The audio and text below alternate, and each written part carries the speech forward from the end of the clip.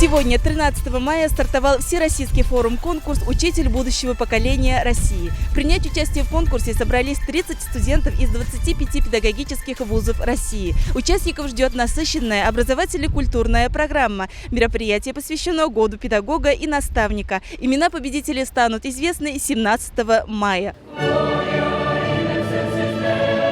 А в этом году форум проходит во второй раз на площадках Башкирского государственного педагогического университета. В колонном зале Министерства сельского хозяйства состоялась церемония торжественного открытия. Участников конкурса поприветствовал ректор Акмолинского университета Салават Сагитов. В формате онлайн к будущим учителям обратилась председатель Комитета Совета Федерации по науке, образованию и культуре Лилия Гумерова. Приветственное слово отправил министр просвещения России Сергей Кравцов. В экспертный состав конкурса «Учитель будущего поколения России» вошли 22 эксперта из 11 регионов страны из числа абсолютных победителей федерального этапа конкурса «Учитель года». Мы хотим увидеть ярких, интересных, нестандартных ребят, которые действительно могут называться будущим нашей педагогики. Поэтому очень важно здесь еще и эмоциональное наше восприятие. Я думаю, что здесь есть ребята, которые нас удивят. Также на открытии форума состоялась жеребьевка среди участников. Конкурсанты выбирали статуэтки с символом конкурса. Всего представлено 5 групп.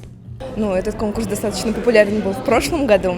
И в этом году у нас дали информацию студентам в нашем университете. Это большая возможность, во-первых, приехать в Республику Башкортостан и посмотреть, а также новые знания, умения, навыки.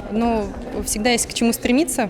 Как раз за этим я сюда и приехала, чтобы узнать, на что я способна и можно ли сделать что-то большее.